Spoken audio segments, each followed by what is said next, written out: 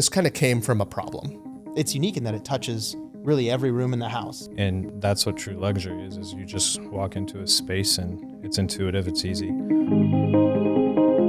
You basically have to get credibility from the client, right? So you've got to be able to do something to let that client know that you can be trusted with lighting their home. You can't sell technology and be like a technical person all the time, right? You have to understand it and be able to back it up. But the core of it comes from the problem of fixtures not looking good or lighting not looking good. They don't want to have bad experiences. So doing that in-house, lighting design, service is important. And then we figure out the specifications.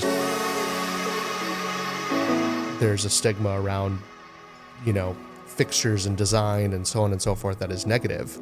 We want all ships to rise together. It's not just about the lighting design, it's also all the other knowledge that we bring to the table. As soon as we can show a client that we can make a space look totally different based on the type of lighting that's in the space and how it's controlled, gives the client so much trust in us, because when you're helping out with lighting in the house, you are a part of that design team.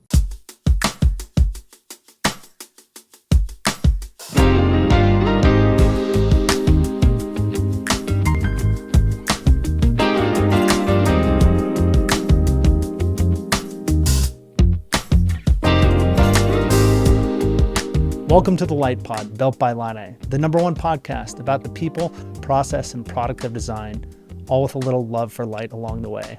I'm your host, Sam Corbel, and today is a very special episode. I got the chance to sit down with 3 integrators across the country earlier this year at Lightapalooza. They're all in different stages of building their business in terms of adding lighting as a category.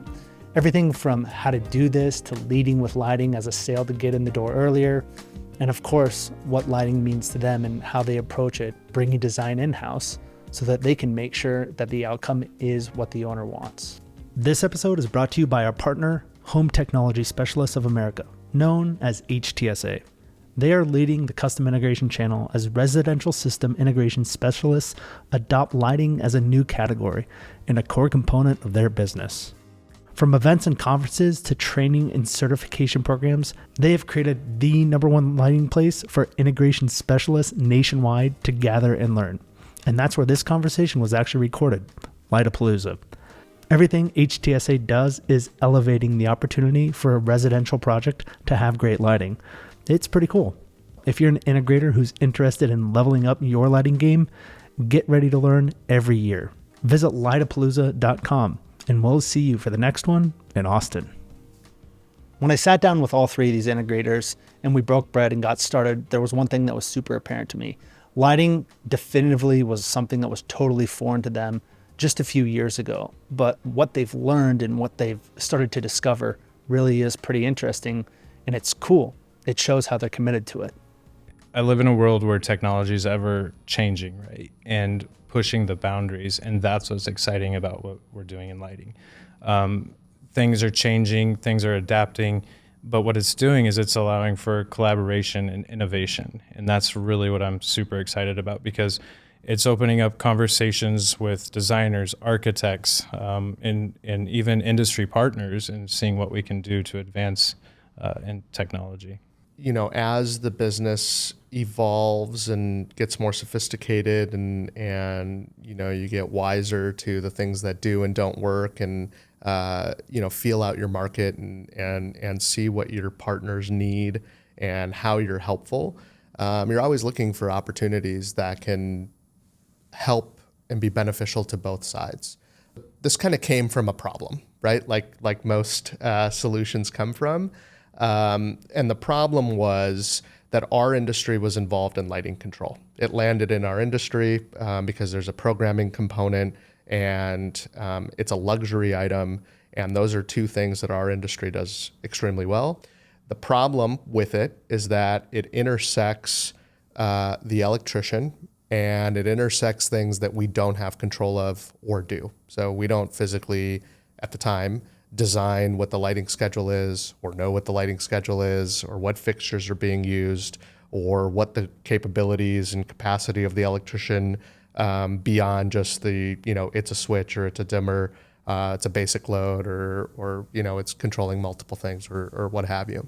And the challenge would come up with that would be, well, how much does it cost? And our first question is, well, how much of it do you need, right?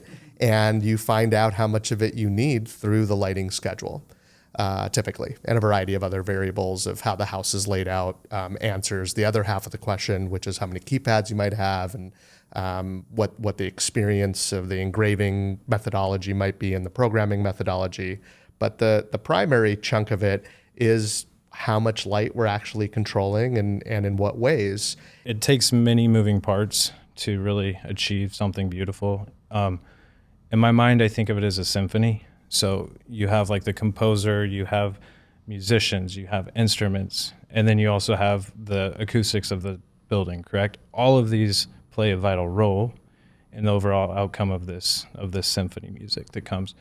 I think of that similarly to lighting. Like there's so many things that have a play in it. There's thoughtful design, there's precise fixture specifications, right? There's a solid control strategy, there's seamless implementation and project management. All of these things come together to make a project successful. So now not only was the process chaotic and the system maybe doesn't ultimately work that well because there wasn't enough runway to truly polish it out and dial it in on the front end like you would need to in order for it to be smooth and an excellent experience, you also had it not work because you had fixtures that were not quality or true and tried and tested and so on and so forth. And there's no one in the chain that's involved in this team that is knowledgeable about that, right? If a lighting distributor was able to get in front of architects, which they did a decent job with, and get them up to speed and bought in, they would put in a fixture that would just get VE'd out and by the electrician or the GC or the client. And oftentimes it would get, sometimes, maybe not oftentimes, but sometimes it would get VE'd out, not because of a cost savings, but because like, I don't know what that foreign thing is. I don't know how to bill for it or charge for it. Let's just go to the thing we've always used. It's a lot to just keep track of. It's a lot to learn, and it's a lot to continue to be an expert on when you're talking about audio and video and security and Wi-Fi networking, lighting control, shades, interior design aspects for theater like acoustics and furniture, seating. There's just so many things that we have our hands on in a project. So it's more and more. It seems like it keeps becoming more and more. But overall, I would say it's very unique from what we're doing from a control standpoint and from like the actual lighting devices themselves. It's very different, very unique. It's unique in that it touches really every room in the house, right? So instead of just entertaining spaces where you might have TVs or audio, you're blanketing the entire house with light. So you are involved in every room typically. And even if it's not necessarily fixture specification or the actual fixtures themselves, it's at least controlling every space in the house from lighting. So it's probably the unique aspect. I think it's safe to say that most of the custom integration channel is aware that lighting is an opportunity. There's a category here that can be added. And while some people have already added that category to their business, others are still just exploring it. When we look at these three guys and what they're doing with their businesses, they're off to the races. But there's another challenge, and that's how do they communicate this to their clients? What do they do to get people interested in this, aside from the fact that they're doing it because they can also make money with it? Lighting something that is complex, it's dynamic, and they not only are getting educated on it, but they need to educate their customers. Here's a little bit more on what they had to say about that. Lighting control was a really easy sort of segment. So every time we sold lighting control, we had a lighting fixture conversation. You're getting a lighting control system. If you want it to perform properly, meaning it will dim and it will turn off and it won't flicker and it won't flash on, and just some of those low-hanging fruit things, we need to have a fixture conversation. And we did that for two reasons in the very beginning. Reason number one, it gave us an opportunity to sell fixtures. And reason number two is it protected us when it didn't. We have examples of our lighting designs in the showroom. People come in to learn from us, they really do, and talk about how we have made lighting such a focus and build credibility with our clients by leading with lighting. So how do we do it? You basically have to get credibility from the client, right? So you've got to be able to do something to let that client know that you can be trusted with lighting their home, right? Because lighting is so important and it does touch so much of the house. We're concerned with the experience our clients are having. And as a technology integrator, our role is to ensure that the technology in a home is seamless, intuitive, and brings enjoyment to the homeowner's life, right? So the technology is at the heart of that home. You really need to demo lighting and actually show someone how it's going to work in their space. It's happening when they're sitting together at a family dinner. It's when their friends are coming over. It's the feeling that their home is safe and secure, right? Or just coming home from a stressful day's work. Like, they're interacting with the systems that we deploy on a daily basis. So it's truly at the heart of their home, and lighting plays such a pivotal role into that. You can run into problems just trying to dim them, just trying to control them. And a lot of clients quickly understand that. When you say, well, the lights can flicker or not dim all the way, they're like, yeah, that happens to me. So it's a quick way to just say that's what happens. So if we're going to do your whole lighting control system, which is very typical, people do lighting control systems as part of their systems all the time. If we also can help specify the fixtures that are going along with those controls, it's all going to work so much better together, right? And that's where the evolution started of like, okay, let's maybe look at fixtures and us at minimum being knowledgeable about them and ultimately eventually, sourcing them.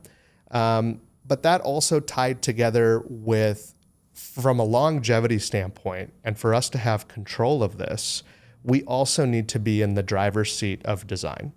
And the reason we want to be in the driver's seat of design is because we want to solve this whole problem on the front end of giving us enough runway and enough of the answers in order to be able to execute this to the level that, we execute everything else. It's creating the room and opportunity for people to have conversations early so that decisions can be made, so that when we're doing the electrical walk, we're just confirming everything that we've been working on for the last couple of months or a year instead of inventing that wheel on site. If the client's not necessarily buying into it yet, to get them to schedule their first meeting with you and bring their architect, bring their designer, bring their builder, sometimes that's challenging. So having that first meeting, maybe trying to do your whole showroom experience plus a plan review can be tough. So you can kind of get a read from the client and realize, like, we're not going to have time for that. Let's just get you through the showroom, see what clicks with you, see what you like, and then let's schedule a follow-up meeting. Let's bring in your designer. Let's bring in your builder. Let's bring in, your team to kind of start to really go through your plan and then lay it out. I understood in the very beginning that lighting is very difficult. There's a lot of landmines in front of you. There's a lot of details and things that you need to be on top of, aware of, and ahead of in order to not get in trouble. You are taking on more scope on the project. You're getting into things outside of your comfort zone. And so you need to be mindful with the amount of energy you're giving this and the amount of resources that you're giving this. So I knew that going into it from day one. That doesn't stop me from going into it, but that is a reality that doesn't just like fizzle away, or that, you can pretend isn't there. So that's an important piece to sort of remember with this all the way sort of through the journey. Selling just fixtures positioned us poorly, because that just meant that eventually, like, it would be our fixture versus somebody else's fixture, and all we're doing is just selling product, and that's not kind of a sustainable. The design makes it much stickier because now we're a part of the conversation, and I'll kind of evolve into like other cool things that sort of adds in terms of value. But I knew that the design piece was going to be a critical piece to make it stickier and actually solve the problem that we had, which was to get all of the stuff that we needed in the documentation to make this thing smooth. So you needed somebody that can do CAD or Revit, that understood drafting, understood lighting specifications, products, could do, product research, was passionate about it at a minimum, right? And then their level of artistry within the design was sort of like an added bonus. So we're like, we got a target on our back. We really got to have our stuff together. We can't wing this thing, right? Like there's all sorts of process and education that the company needs to level up into in order to get ahead of this. Your PMs need to think about projects differently, right? Like we're in the fixture game. We're involved on the project from a project management standpoint a whole lot sooner than we are with our low voltage pre-wire. It's not just to control everything or whatnot, but it's more or less to really control our experience. At Cyber, we have internal lighting design service. So doing that in-house, really going through the design development stage, creating light maps, having those interactions with those clients, figuring out what they want and what they need is important. And then we figure out the specifications. So of whatever fixtures we need to come up with that design intent. Coming from an industry where technology is first and foremost, understanding the nuances of all that technology, like how important the drivers are, control, how does this integrate, how does this interface, how will the client interact with it. It's not just about the lighting design, it's also all the other knowledge that we bring to the table, right? In delivering those systems. The network is the backbone of any control system these days, right? Having a solid network. And now at the end of the day, when our team is driving through this and helping a contractor or other trades, like we're there every step of the way, helping and guiding. But we're also knowledgeable because we kind of know the whole process of what it takes, right? Like we're not pointing fingers at a networking company, or at the end of the day, the electrician's not like, hey, I didn't know this was 0 to 10. Like, so it's helped resolve a lot of problems and a lot of headaches, I think, for general contractors and even like millwork or details and all these things where we're integrating through it. We've found that it's become more of a seamless process, and just being able to hand off these sections of the project as it goes through completion. Another challenge that every custom integrator is facing right now is once lighting's set up and people are aware of it, how do they make sure that they plan for it? And I'm not talking about just controlling it or getting a schedule or getting a price for it, but really understanding the impact, the design impact that the lighting is going to make. And while they all kind of have their nuances to how they might approach getting an owner a design or a concept, they're following a methodology, and that's knowing lighting can and will make an impact. So you have to be intentional about where you place lights and what kind of lights you use. Here's what they had to say about what they know can happen when design is a part of the process, not only for the outcome of the project, but how it brings them into the job in a new way, in a more opportunistic way. Yeah, it has to be collaborative. First and foremost, I'm not the one all be all, right? So there's a design team, there's architects, they have a vision, there's interior designers that are vital to a project, they have a vision. And really what it is, and then there's the architecture, which you have to respect. So what my goal is and what our goal is when we're coming at something for lighting design is we're there to make something better.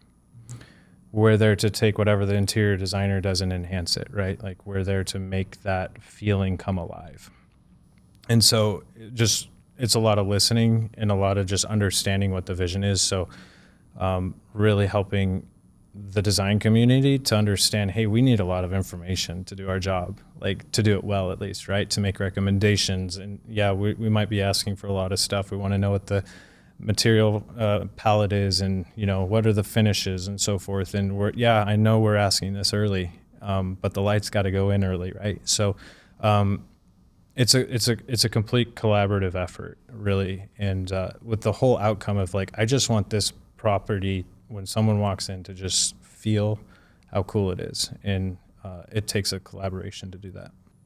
I try to understand as much about the product as I possibly can, and I come off more technical and helpful, and I never, ever want a client to feel like I'm just selling them something, ever. Spec sheets for a light fixture are way more detailed than a spec sheet for a TV or speaker. There's so much that goes into it. So learning how to read those spec sheets, you have to kind of get pretty good at that, and just seeing them the more that you're in them. And when Brian and I were talking about that, he was like, yeah, he goes, I went into one of, Sean's projects, and it was like the client was only going to do like lighting control in 2 areas. And I was walking the whole house with him, and he goes, now they're doing the whole house. And he goes, it's because I was talking to them about how we made it work and like why it was important and all this. And it was like, well, they believed you, trust you. You are the technical guy.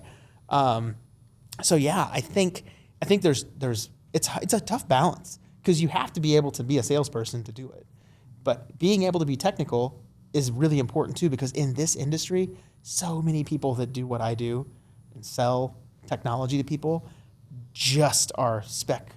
They talk specs and tech things, and it's very technical, and it's too much about the products. You know what I mean? And I know all that stuff, but I'm not talking to clients about that stuff. You know what I mean? I don't know. It's just a balance. You can't sell technology and be like a technical person all the time, right? You have to understand it and be able to back it up.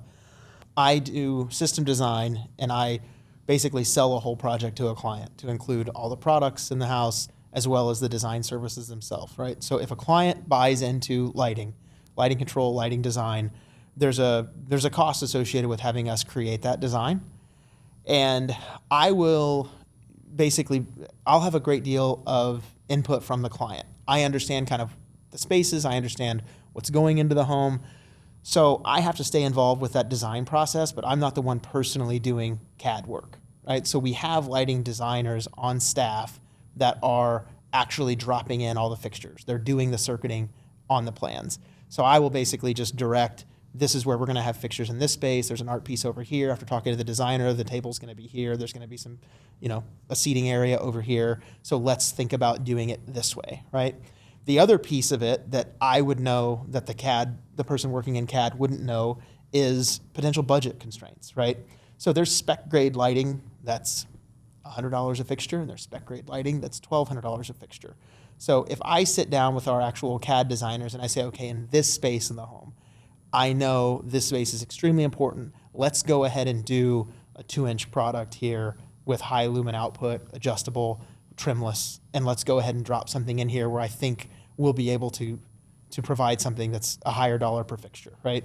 But in these rooms, let's go ahead and do spec grade, but let's do it with a 4-inch product with a, trim on the surface. We'll do something that's just more budget friendly, because I will know through just all that initial process where the budget's supposed to lie, right? So I can help the lighting designer put that on paper and understand like which fixtures go where, which level of fixture we're doing, kids' rooms versus the kitchen. You know what I mean? So my role in that design is basically just directing that.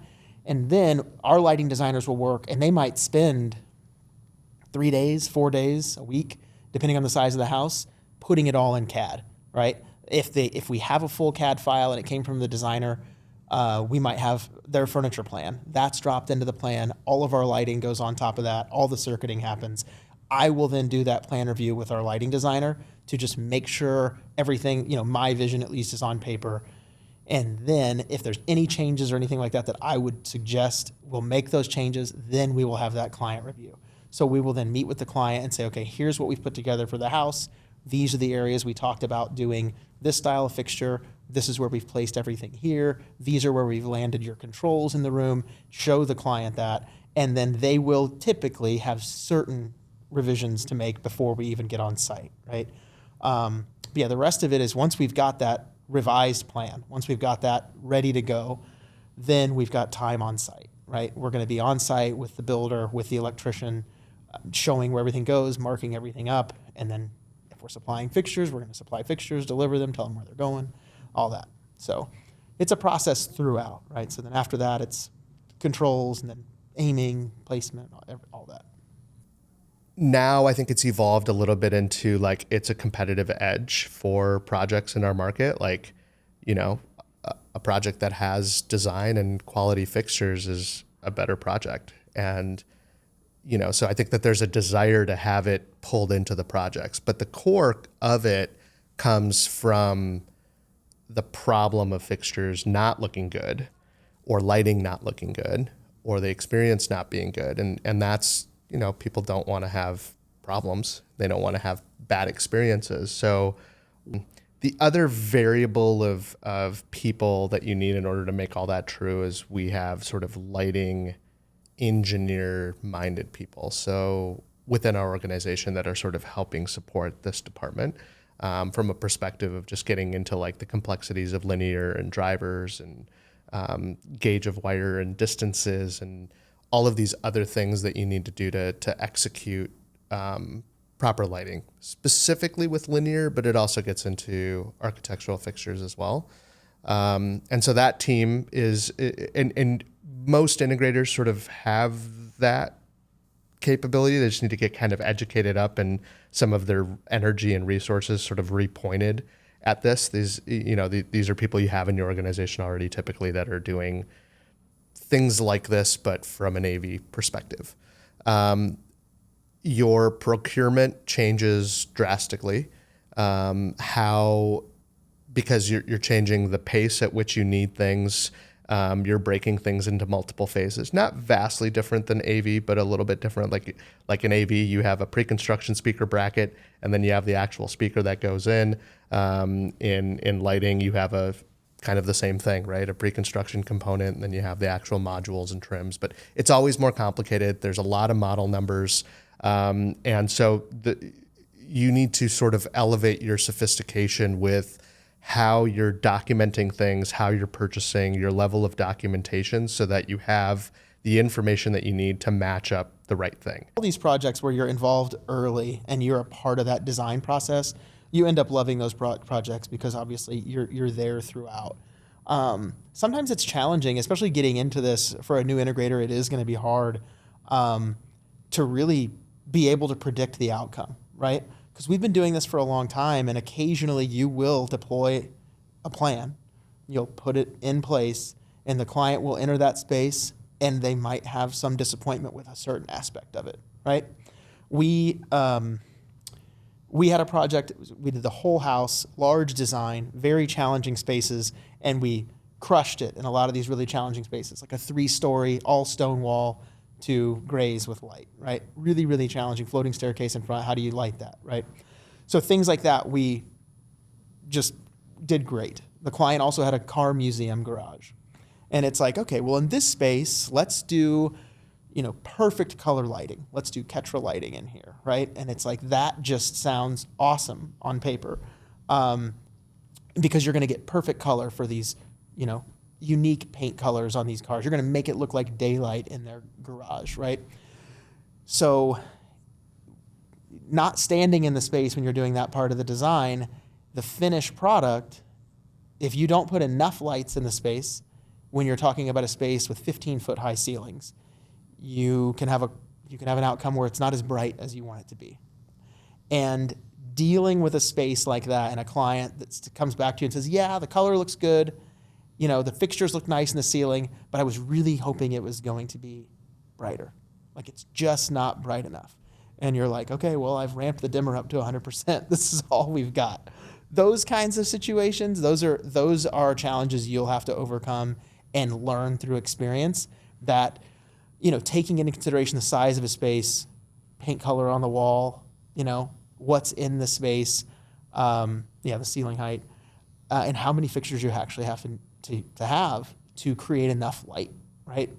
And those are things I feel like it's challenging to say that. It comes through experiences, but there's things that you could do in the space, obviously, to test the light, get readings and things like that to make sure you're speccing enough. But those are going to be learning experiences I feel like everybody kind of has to go through. It's so hard to prepare for absolutely every type of space you're going to be encountered with. And so it's little nuances and things like that create the handoff process to be awesome. And then the project just goes smoother. It's a better experience. So we've had multiple projects where the project team will say, like, this is the best lighting meeting we've ever had. We've had a lot of these meetings, but this was the best one. Like, this went smoothly. We have all the answers, and like we haven't even done the electrical walk yet. So now the electrical walk, instead of being this like daunting thing that's like 18 hours long, right, can be this 2 or 3 hour thing that we just breeze through and yes, change that a little bit and move on through it. So I think that the handoff and getting all the other sort of team members and trades together, like, because it's more organized and dialed in, which is beneficial for us, we're equally a part of that team, is also beneficial to everybody else involved. And we hear that feedback. As we explored with the integrators what it's like to establish this category, put it into practice, get their clients involved, and also facilitate the right style and methodology of getting lighting on a project with a good design intent, we kind of just wrapped it up, and I asked them, what's the one thing that you've learned that surprises you, or where do you still want to get better? And most importantly, what's going to happen to the channel now that all of this is here? You're constantly chasing technology, right? What you learn today is going to be obsolete in a month, right? Seeming like.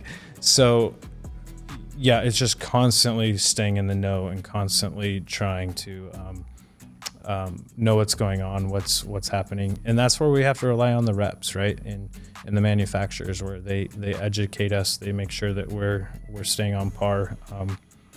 But again, that's why knowing those baseline foundations of lighting, all photometrics, all of that stuff, like the crucial portion, I'm owning this whole process. But what does serviceability look like? Like, what does reliability look like? Like, I want my name on this. It's one thing to sell something. It's one thing to execute it, but it's a whole nother thing to ensure that the client's happy when they're living with it. So making sure that the partners that we develop with these companies, that they understand that, and they care about reliability, and they care about urgency, and that this is someone's house, and it could be very inconvenient if a driver fails. And there's a lot to it. There's a lot that goes into it. What defines a great project to me is when the homeowner comes in and he tells you they move in, right, and they tell you that the favorite part of the house is the lighting, and that they truly get it. Because during the design process, having all these communications and meetings about lighting and so forth, a lighting designer may have a certain vision of how something should feel or function or something like that. And I feel like oftentimes that a client may not fully understand that, at least on paper, until they go and they actually experience the space. And then they're like, yes, I get this. Now I see what you were talking about. I find that truly rewarding. And that's really when that just keeps on, like, that's the fuel for the fire, right? Like, yeah, another person gets it. When you're building a light fixture spec sheet, one letter difference will create a whole different fixture. So when you're talking about a project, and I'm not going to say this was my project, this was actually somebody else at Triphase, so I can't own this mistake. You order 300 fixtures for a project, and they're not inexpensive. And you change a letter in the model number from an R to an S. And all those 4-inch round fixtures are all now 4-inch square fixtures. And they're all a custom product. So you get stuck with 300 square fixtures in a house that needs them to be round. So you can't install those. You can try to return those, you can try to do something with them, but you end up stocking them and moving them on other jobs. So that is a problem, I would say, if you're asking me for examples of things that have happened in the past that can be a challenge to overcome, literally just ordering the right products. And that's something that I think that's probably some of the most valuable knowledge I could say to an integrator out there right now learning to do this, is be mindful of all the people in your company whose hands are in this order, and double check, make sure your model numbers are good, because a small thing like that can make a massive change in a lighting order, right? There's just a lot to it. So I kind of trailed off from, I think, what you were asking me before, but I thought of it when you mentioned spec sheets. It's like, that is one of the things that you have to learn and understand, know what you're putting down, and again, use your manufacturer's rep as a resource. Contact the manufacturer and say, look, this is what I'm looking for. I want it to be a white fixture with a silver interior, and I want it to be a 4-inch, and I want it to have 1,500 lumens. Am I building this model number correctly? I think the biggest challenges in the beginning were realigning the knowledge base that the rest of our team needed to have, right? So the way that our company gets from A to Z is with a team. There isn't one individual that's responsible for it. And although we sort of implemented this new vertical, right, it takes time for the rest of the team to get up to speed. And the challenge that you have during that period of time is that you're not keeping an eye on certain things that you need to keep an eye on. You're not keeping an eye on how the trim work might be changing, the cabinetry might be changing, the architectural plans are maybe shifting. And that's problematic because you have things that are sort of stuck in a particular plan set relative to other elements. And as those shift, you also need to shift so that they don't look funny, right? So we had like a circumstance where in a mudroom, there wasn't originally a plan for cabinetry to go into it, and our lights got laid out accordingly. And then there was, and the red flags that now get captured by a variety of people on our team weren't there to have them get captured. And now the light looks funny, right? The cabinet ends, and half an inch after the cabinet is a ceiling light, right? That should be further into the room and realigned. So it's things like that again, I was very mindful of and aware that these are the potential landmines that sit in front of you. But even with that being said, you still, can get caught up a little bit. So that was probably the biggest piece. And I think getting the project team to sort of collaborate with you instead of sort of like fight it was a challenge in the beginning of just like, this is for the well-being of the project in general, and getting everybody to sort of buy into that, because when they do, then we can all collaborate and keep an eye out for each other and help with the red flags if we don't see something, which, happens now and is such a better experience than it was in the very beginning when you're being disruptive, because you are being disruptive. You're new on the block of like doing something that, hadn't happened in the last 1,000 projects. I think that a first critical step, and I had alluded to this earlier, is like together coming up with a standard.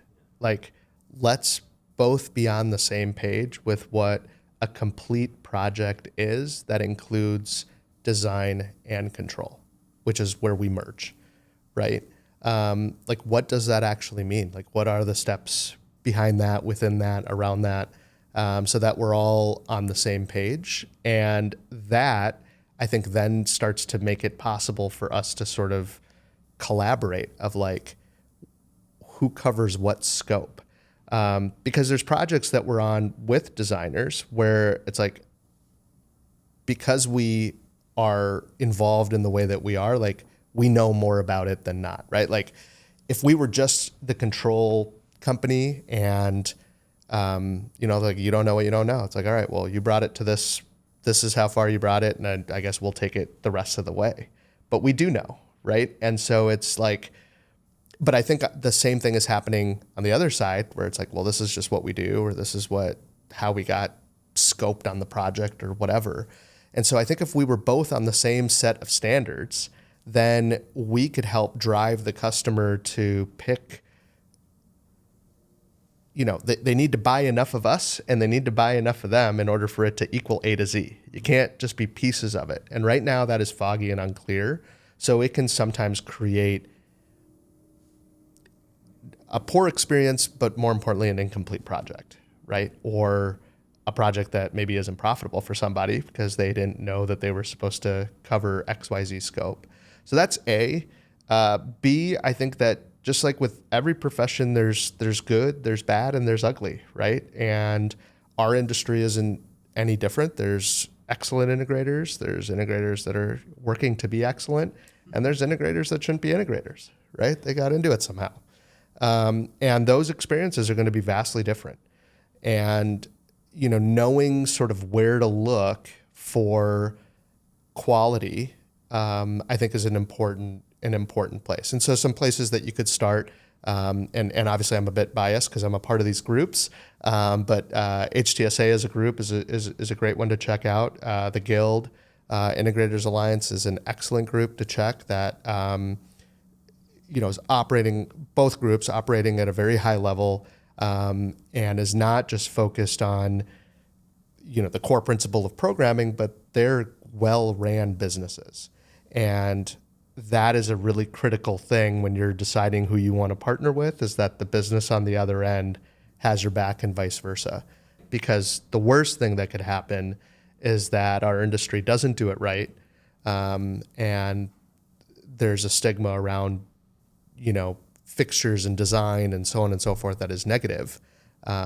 We want all ships to rise together. So we need everybody doing excellent work. I'm excited in the sense that it's only going to grow.